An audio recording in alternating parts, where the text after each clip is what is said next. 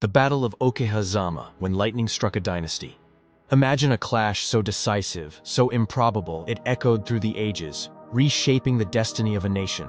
This is the story of Okehazama, a battle where cunning triumphed over might, and a single spark ignited a revolution. The Battle of Okehazama wasn't just another skirmish in feudal Japan. It was a pivotal moment, a fulcrum upon which the entire Sengoku period balanced. The outcome would determine who would rise, who would fall, and ultimately, who would unify the fractured land. This battle wasn't won through brute force alone. It was a masterclass in military brilliance, a testament to strategic thinking that defied conventional wisdom. The audacity of the plan, the execution, and the sheer improbability of the victory continue to captivate historians and strategists alike. Okehazama irrevocably altered the course of the Sengoku period. It propelled a relatively unknown warlord into the spotlight and set him on a path to reshape Japan. The echoes of this battle still resonate today, influencing our understanding of Japanese history and culture. Oda Nobunaga, a name that would soon become synonymous with power and innovation. He was an ambitious warlord, hungry for control, but facing seemingly insurmountable odds. His territory was small, his resources limited, yet his spirit burned with unyielding ambition. Nobunaga commanded a force dwarfed by his opponent, estimated to be between 2,000 and 3,000 soldiers. These were loyal men, hardened by conflict, but they were facing an army 10 times their size. The odds were stacked against them, but Nobunaga refused to yield. Imagawa Yoshimoto, a name that commanded respect and fear. He was a powerful daimyo, controlling a vast territory and wielding immense influence.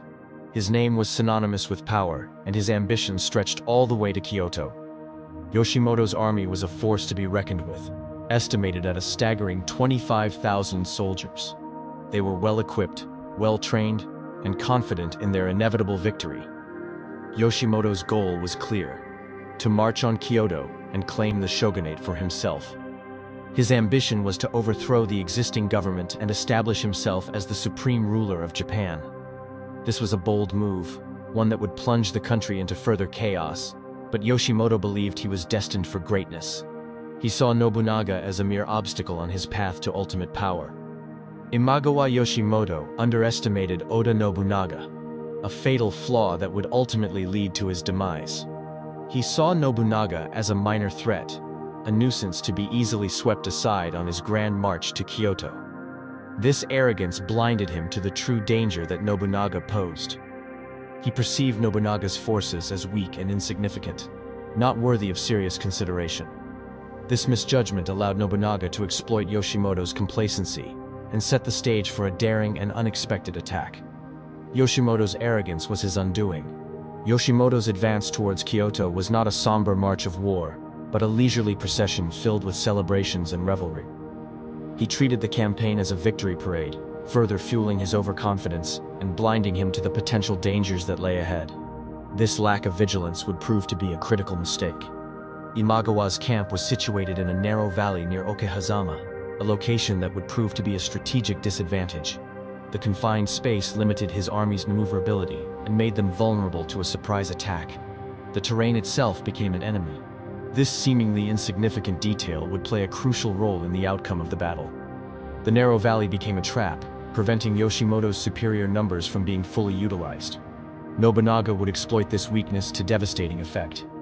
Oda Nobunaga possessed an innovative mind and a daring spirit, qualities that set him apart from his contemporaries. He was not afraid to break with tradition and embrace unconventional tactics. This willingness to take risks would ultimately lead him to victory. He feigned weakness to deceive Yoshimoto's scouts, creating the illusion that his forces were disorganized and demoralized. This deception lulled Yoshimoto into a false sense of security, making him even more vulnerable to a surprise attack. Nobunaga was a master of psychological warfare.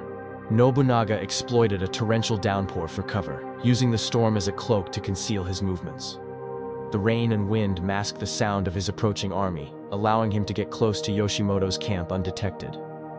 Nature itself became an ally in Nobunaga's plan. He launched a surprise attack on the main camp, catching Yoshimoto and his officers completely off guard.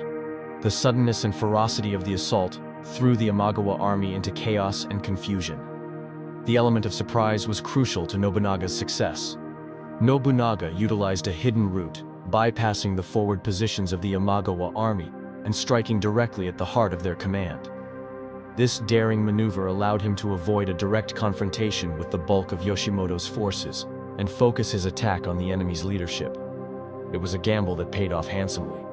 The sudden assault caught Imagawa's forces completely off guard, throwing their camp into utter chaos. Soldiers scrambled for their weapons, officers struggled to regain control, and the entire army was thrown into disarray. The element of surprise had worked perfectly. The rain and narrow valley hampered Imagawa's maneuverability, preventing his superior numbers from being effectively deployed. Soldiers struggled to maintain their footing in the mud, and the confined space made it difficult to coordinate a defense. The terrain had become a deadly trap. Intense fighting erupted, fueled by Nobunaga's determination and the desperation of his men. Every soldier fought with the ferocity of a cornered animal, knowing that their survival depended on their ability to overcome the overwhelming odds.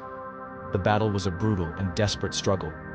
The conflict was short, but brutal, lasting only a few hours. But in that short time, the fate of Japan was decided.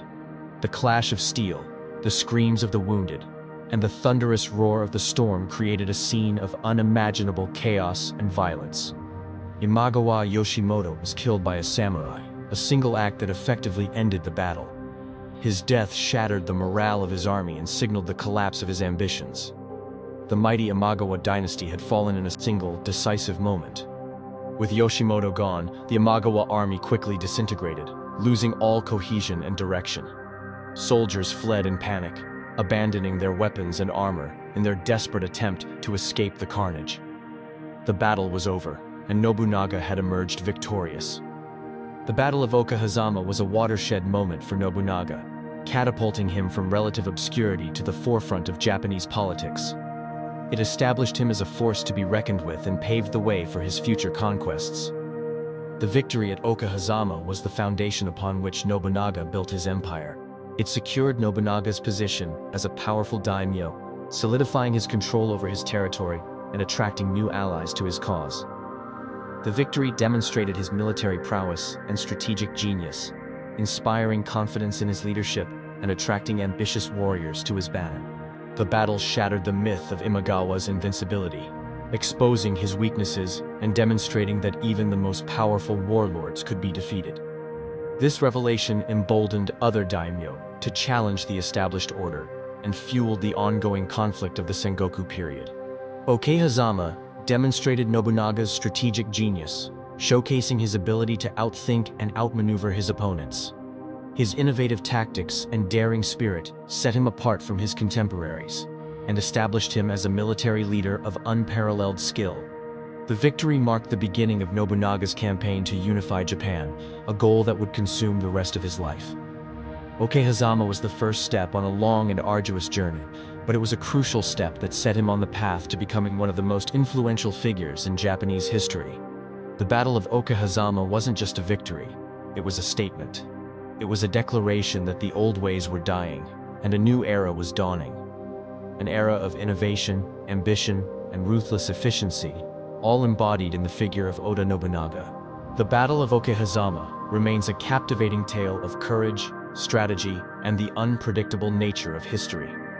It's a story that continues to inspire and intrigue, reminding us that even the most daunting odds can be overcome with ingenuity and determination. Want to delve deeper into the Sengoku period? Explore our other videos on Japanese history and warfare. Don't forget to like this video, subscribe to our channel for more historical content, and share your thoughts on the Battle of Okehazama in the comments below. What other battles would you like us to cover? Your support helps us create more content you love.